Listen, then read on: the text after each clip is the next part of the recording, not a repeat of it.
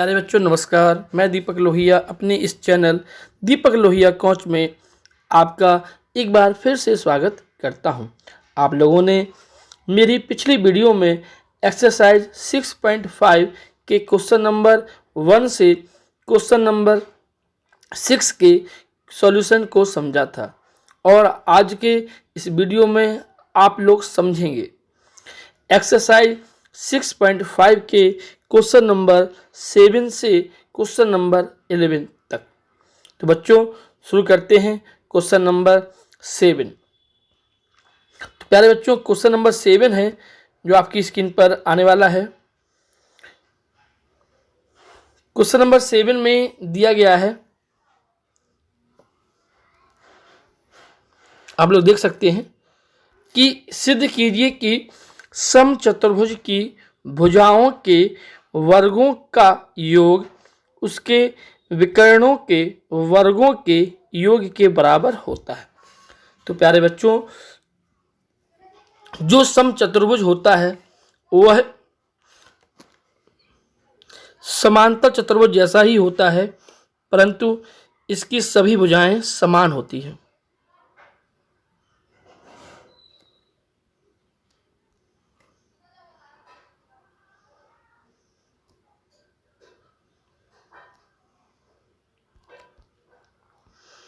जैसा कि आप लोग इस चित्र में देख रहे होंगे। तो ये एक समचतुर्भुज है और इसके डायगोनल, इसके विकर्ण जो दिए गए हैं वह दिए गए हैं। तो विकर्ण को भी ज्वाइन कर दिया हमने।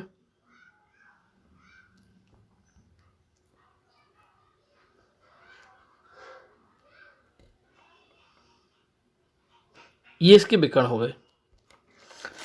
तो बच्चों समझेंगे, ये ए बी सी और डी एक समचतुर्भुज है और ओ इसके डायगोनल का प्रतिच्छेदन बिंदु है, इंटरसेक्टिंग पॉइंट है। अब हमें ये सिद्ध करना है कि इनकी भुजाओं के वर्गों का योग मतलब A B square plus B C square plus C D square plus A D square, इनका जो योगफल है वह इनके विकर्णों के वर्गों के योग के बराबर होता है। ऐसा हमें सिद्ध करना है। तो प्यारे बच्चों क्लास 9th में आप लोगों ने पढ़ा होगा, तो यहाँ पर लिखना पड़ेगा आप लोगों को, क्योंकि समचतुर्भुज के विकर्ण एक दूसरे को समकोण पर काटते हैं। तो ये लिखना पड़ेगा आपको, समचतुर्भुज के विकर्ण एक दूसरे को समकोण पर काटते हैं। The diagonal of the rhombus is intersect at right angle each other. तो आपको पता है, तो ये सभी एंगल कैसे हो गए, 90 डिग्री हो गए। बच्चों ध्यान देना, अब ये 90 डिग्री हो गए। तो in triangle A O B आप देख सकते हैं, ट्राइंगल ए ओ बी एक समकोण त्रिभुज है। तो इसमें कर्ण का वर्ग बराबर लंब का वर्ग प्लस आधार का वर्ग होता है। तो इसके हिसाब से इसका आंसर होगा ए बी का स्क्वायर इक्वल टू ओ ए का स्क्वायर प्लस ओ बी का स्क्वायर। ठीक ऐसे ही जब हम ट्राइंगल ओ बी सी लेंगे, ओ सी डी लेंगे और ओ ए डी लेंगे तो 3 और आएंगे। तो इसलिए हम लिख दें सिमिलरली। तो क्या आएगा, B C square equal to, देखिए बी सी में ओ बी है और ओ सी है। ऐसे ही सी डी में ओ C square O D square और ए डी में ओ ए स्क्वायर और ओ डी स्क्वायर। अब बच्चों जब हम इस इक्वेशन को ऐड कर देंगे तो क्या आएगा बच्चों, ओ ए स्क्वायर, सॉरी यहाँ पर A B square plus B C square plus C D square plus A D square की वैल्यू आप जब राइट हैंड साइड में जोड़ेंगे तो देखेंगे, आप लोग देखें जरा, ओ ए 2 बार है, ऐसे ही ओ बी 2 बार है, ओ सी 2 बार है और ओ डी 2 बार है। तो ये सब 2 बार हैं, तो 2 कॉमन आ जाएगा और क्या बचेगा, 2 ओ ए का वर्ग ओ बी का वर्ग, ओ सी का वर्ग और ओ डी का वर्ग। आप जानते हैं बच्चे लोग, यहाँ देख सकते हैं कि ओ ए का मान ओ सी के इक्वल है और ओ बी और ओ डी इक्वल है, क्योंकि आप जानते हैं समचतुर्भुज के विकर्ण एक दूसरे को समद्विभाजित भी करते हैं। तो हम ओ सी की जगह पर ओ ए लिख सकते हैं, तो ओ ए का वर्ग प्लस ओ डी की जगह पर हम ओ बी लिख सकते हैं। अब बच्चे जगह नहीं है तो हम यहाँ से लिखना शुरू करते हैं। तो ये हो गया 2, क्या बचा, 2 ओ ए हो गए और 2 ओ बी हो गए। अब 2 और ले लो कॉमन, तो 4 हो गए बाहर। और आप जानते हो ओ ए की वैल्यू जो है वह ए सी की आधी है, तो 1/2 ए सी का होल स्क्वायर। ऐसी ओ बी की वैल्यू जो है वह बी डी की आधी है, तो ये 4 हो गए। और यहाँ पर हो गया 1/4 ए सी स्क्वायर, यहाँ पर भी हो गया 1/4 वी डी स्क्वायर। 1/4 कॉमन ले लीजिए, तो क्या बचा, A C square plus B D square. 4 से 4 कैंसिल हो गया, तो A C square plus B D square. बच्चे लोग, हमें यही प्रूव करना था कि समचतुर्भुज की भुजाओं के वर्गों का योग, मतलब A B plus B C plus C D plus A D का स्क्वायर जो है वह उनके विकर्णों के वर्ग के योगफल के बराबर होता है। तो ये हमने आसानी से प्रूव करके दिखा दिया। अब हम चलते हैं क्वेश्चन नंबर 8 की ओर। तो क्वेश्चन नंबर 8 है जो कि आपकी स्क्रीन पर आने वाला है। क्वेश्चन नंबर 8 में आप देखेंगे यहाँ पर एक फिगर दिया गया है, यहाँ पर एक फिगर दिया गया है और ट्राइंगल एबीसी दिया गया है, जिसमें आप देख सकते हैं कि ओ डी, ओ ई, ओ एफ ये भुजाओं पर लंब भी हैं और हमें प्रूव करना है O A square plus O B square plus O C square. तो प्यारे बच्चों, आप जानते हो कि समकोण त्रिभुज में कर्ण भी होता है, लेकिन यहाँ पर कहीं भी कर्ण नहीं दिया गया है। तो हम यहाँ पर क्या करें, कर्ण बना लें, मतलब पॉइंट ए को ओ से ज्वाइन कर दें,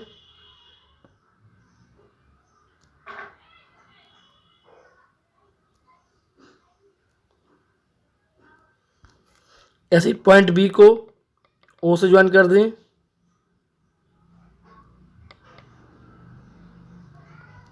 ऐसे ही पॉइंट सी से ज्वाइन कर दिया। तो आप देख सकते हैं यहाँ पर 6 समकोण त्रिभुज प्राप्त हो गए हैं, जिसमें ओ ई ए है, ओ एफ ए है, ओ डी बी है, ओ एफ बी है। ऐसे 6 समकोण प्राप्त हो गए हैं। अब आपको देखना ये है बच्चों, ध्यान देना, ये पॉइंट की बात है कि यहाँ पर आप देखेंगे तो आपको लगेगा, देखो ओ ए और ओ ए आप देख रहे हैं 2 जगह है। ओ ए एक समकोण त्रिभुज इसमें है, एक समकोण त्रिभुज इसमें है, मतलब ओ ए ई ओ में भी है और ए एफ ओ में भी है। तो हम ओ ए वाला कौन सा समकोण त्रिभुज लें कि भुजा ओ ए आ जाए। इसके लिए आप देखें कि ओ ए के साथ ओ ई है कि ओ एफ है। तो आप देखेंगे इसमें ओ एफ दिया गया है, देखो बच्चों ओ एफ दिया गया है, तो अर्थात हम कौन सा ट्राइंगल लें, ओ एफ ए। तो कौन सा समकोण त्रिभुज लें, ओ एफ ए। तो समकोण त्रिभुज ओ एफ ए से। बच्चों ध्यान देना, इसमें त्रिभुज को चूज करने में थोड़ी सी प्रॉब्लम होती है, इसलिए मैंने आपको विस्तार से समझाया कि हमने ओ एफ ए लिया, ओ ई ए क्यों नहीं लिया, क्योंकि हमें जो प्रूव करना है फर्स्ट पार्ट में वो ओ ए और ओ एफ से संबंधित है।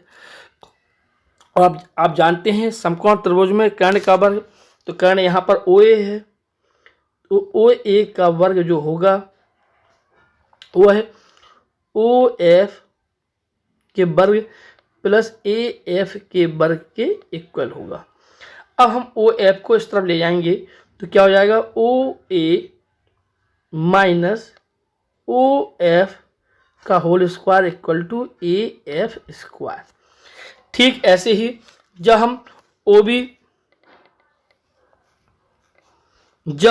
में चेक करेंगे तो ओ बी के साथ में आप देख सकते हैं OB के साथ में OD है, तो हम कौन सा त्रिभुज लेंगे? ODB। लेकिन हम इतना विस्तार से करने की आवश्यकता नहीं है, आप यहाँ पर लिख सकते हैं सिमिलरली। तो क्या लिख देंगे? सिमिलरली। सिमिलरली का अर्थ होता है इसी प्रकार। तो कितना आ जाएगा? अब देखो OA था तो यहाँ पे OB है, तो OB स्क्वायर माइनस OF की जगह पे OD है स्क्वायर इक्वल टू क्या बचेगा? देखिए ज़रा समझेंगे गौर से कि हमने जो ट्रायंगल लिया है वह लिया है इतना वाला, तो इसमें क्या आ रहा है? OB आया है, OD आया है और BD भी आया है। तो यहाँ पर हम क्या लेंगे? BD लेंगे। तो BD का स्क्वायर लिखेंगे, इस तरफ क्या लिखेंगे? BD का स्क्वायर। ये इक्वेशन 1 हो गई, ये इक्वेशन 2 हो गई। अब ठीक ऐसे ही हम OC के लिए देखेंगे, तो OC square equal to OC के लिए कौन सा ट्राइंगल लेंगे? हम लेंगे OEC। तो ये हो जाएगा OC square minus OE square equal to CE square. आप देख सकते हैं जब हम इक्वेशन नंबर 1, 2, 3 को ऐड करेंगे, ध्यान देना बच्चों, तो 1, 2, 3 को ऐड करेंगे तो पॉजिटिव बाई संख्या अलग जोड़ेंगे। देखिए ये 3 अलग जोड़ जाएंगे, तो कितना बचेगा? ये बचेगा OA square plus OB square plus OC square, सभी माइनस के आ जाएंगे, minus OF square minus OD square minus OE square equal to, right hand side में आप देखें क्या बचा है यहाँ पे? तो आप देखेंगे AF square plus BD square plus CE square. तो ये फर्स्ट पार्ट आप देख सकते हैं, ये फर्स्ट पार्ट प्रूव कर चुका हूँ मैं। अब बात करते हैं सेकंड पार्ट की। तो बच्चे लोग सेकंड पार्ट भी बहुत इजी है। सेकंड पार्ट में आपको क्या करना है? अभी मैंने ट्राइंगल OFA लिया था स्टार्टिंग में, अब आप लेंगे ट्राइंगल OEA। OEA क्यों लिया हमने? क्योंकि अब हमें यहाँ पर AE लाना है और AE इसी में आ रहा है। तो देखिए बेटा तो इसमें क्या आएगा? OA का स्क्वायर माइनस OE का स्क्वायर इक्वल टू कितना आएगा? AE square. ऐसे ही अगला करेंगे हम, तो कितना आएगा? OB का स्क्वायर माइनस OF का स्क्वायर इक्वल टू BF का स्क्वायर। ठीक ऐसे ही जब हम इस वाले में करेंगे लास्ट त्रिभुज ODC में, तो OC का स्क्वायर माइनस OD का स्क्वायर इक्वल टू कितना आएगा? DC का स्क्वायर। जब आप इक्वेशन नंबर 4, 5 और 6 को ऐड कर देंगे तो आप देखेंगे कि इसके राइट हैंड साइड में जो आएगा वो इसके इक्वल आएगा और लेफ्ट हैंड साइड में क्या आएगा? वो आएगा AE का स्क्वायर प्लस BF का स्क्वायर प्लस DC का स्क्वायर। तो आप देखेंगे ये वाली वैल्यू, यहाँ की वैल्यू दोनों इक्वल हैं, तो ये वाली और ये वाली भी इक्वल हो जाएंगी, जिससे आपका सेकंड पार्ट भी प्रूफ हो जाएगा। अब क्वेश्चन नंबर 8 को समझने के बाद हम चलते हैं क्वेश्चन नंबर 9 की ओर। तो क्वेश्चन नंबर 9 है, ये तो क्वेश्चन सबसे सिंपल क्वेश्चन है इस एक्सरसाइज का।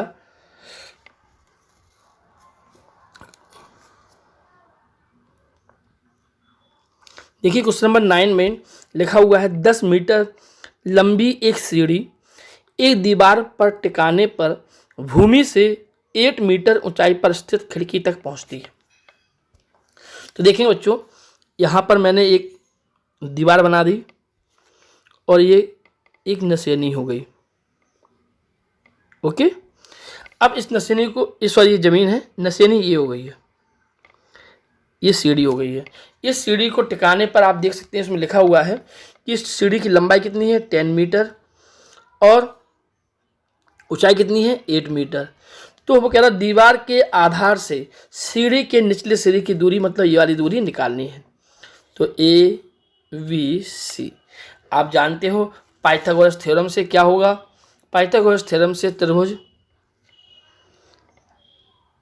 BAC में, यहाँ पर मैंने A बीच में क्यों लिया, क्योंकि समकोण त्रिभुज में हमेशा जिस बिंदु पर समकोण बनता है उस कोण को बीच में ही लिया जाता है।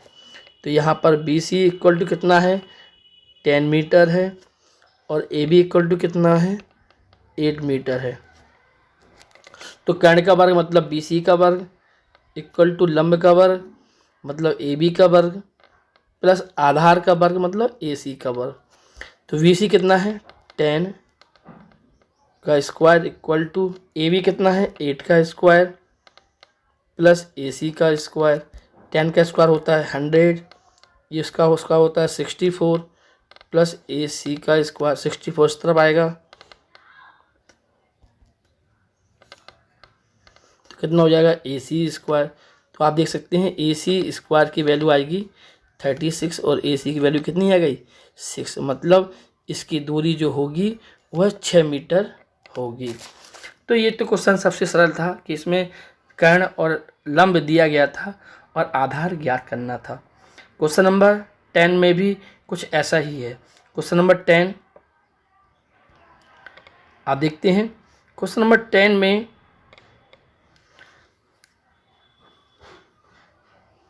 दिया गया है कि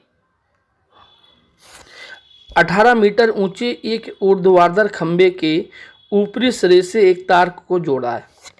तो देखिए बच्चों, यहाँ पर एक खंबा दिया गया है और एक ये ज़मीन हो गई है जहाँ पर ये रखा हुआ है और ये तार हो गया जिससे ये बंधा हुआ है। इसमें तार की लंबाई जो दी गई है, तार की लंबाई कितनी दी गई है 24 मीटर, खंबे की ऊंचाई कितनी दी गई है 18 मीटर और हमें निकालना है दूरी। तो ये हो गया A, ये हो गया B, ये हो गया C, ये दूरी निकालना है। तो बच्चे लोग आप लोग इसका आंसर BC की वैल्यू निकाल कर आप मुझे कमेंट बॉक्स में ज़रूर देंगे, मुझे विश्वास है। तो पता लगेगा कि आप लोग मेरे वीडियो से आपको क्वेश्चन समझ में आ रहे हैं कि नहीं आ रहे हैं। अब हम चलते हैं क्वेश्चन नंबर 11 जो कि इस वीडियो का लास्ट क्वेश्चन होगा। क्वेश्चन नंबर 11 भी आपकी स्क्रीन पर आने वाला है। देखिए बेटा, ये क्वेश्चन जो है बहुत ही इम्पोर्टेंट भी है, बोर्ड एग्जामिनेशन की प्रोसेस और बहुत इजी भी है। इसमें क्या लिखा हुआ है, एक हवाई जहाज़ है जो हवाई अड्डे से उत्तर की ओर, आप जानते हो पूरा पश्चिम उत्तर दक्षिण कहाँ होता है। देखो बच्चों, आप लोग सब याद होगा आप लोगों को, मैप में east west north and south ऐसा होता है। तो बच्चे लोग यहाँ पर भी ऐसे ही करना है आप लोगों को। तो देखेंगे कि हवाई जहाज़ एक उत्तर की ओर जा रहा है, मतलब ऐसा ऊपर की ओर जा रहा है यहाँ से, और एक हवाई जहाज़ कहाँ जा रहा है पश्चिम की ओर वेस्ट की ओर। तो एक यहाँ पर जा रहा है, ओके। और इनके बीच की दूरी कैसे निकालेंगे आप इनको नाप कर। तो ज़रा देखें, ये हो गया ABC। यहाँ पर जो एरोप्लेन जा रहा है वह जा रहा है 1000 किलोमीटर प्रति आवर पर आवर। यहाँ पर जा रहा है 1200 किलोमीटर पर आवर से। तो कितनी दूरी है, कितना समय दिया गया 1.5 आवर, मतलब 1.5 घंटे तक चले ये लोग। तो बच्चों लोग यहाँ आप देख सकते हैं कि V1 कितना है, V1 वह 1000 किलोमीटर पर आवर। V2 कितना है 1200 kilometre per hour. And time कितना है, टाइम T वह 1 कंप्लीट 1.5 आवर, मतलब हो गया 3/2 आवर। आप जानते हो डिस्टेंस इक्वल टू दूरी इक्वल टू कितना होता है 4 गुणा समय। तो जब समय होता है तो देखो दूरी कितनी है पता नहीं है, तो एक देखो पहली दूरी ए बी है, ए बी कितनी होगी 4 है, ए बी तरफ 1000, उस समय दिया गया है टाइम,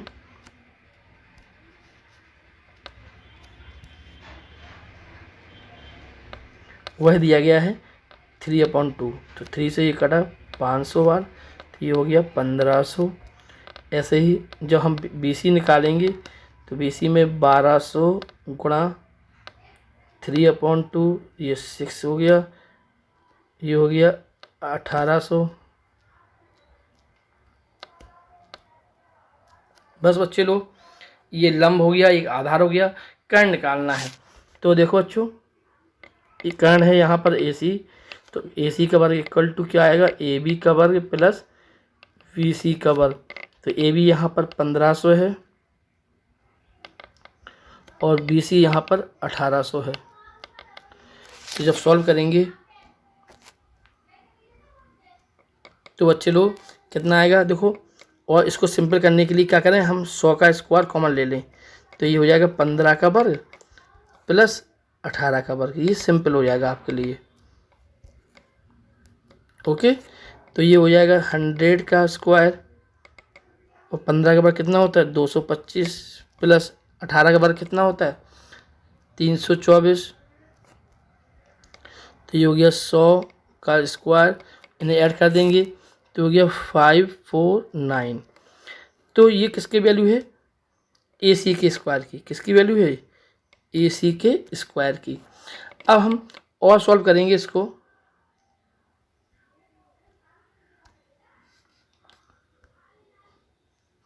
तो आप देखेंगे AC का स्क्वायर इक्वल टू ये 100 का स्क्वायर हो गया इंटू 549 के जब हम फैक्टर करेंगे तो ये हो जाएंगे 3 × 3 × 61। तो ये अब AC का वैल्यू निकालेंगे, स्क्वायर रूट लेंगे तो ये हो जाएगा 300√61 किलोमीटर। ये आपका आंसर होगा बेटा। क्योंकि स्पेस कम था इसलिए हमने छोटा से छोटा लिखकर आपको क्वेश्चन पूरा कर दिया है। आई होप मेरे सारे क्वेश्चन आप लोगों को अच्छे से समझ में आ रहे होंगे और ऐसे ही आप मेरे वीडियो को देखते रहें। धन्यवाद एंड नमस्कार।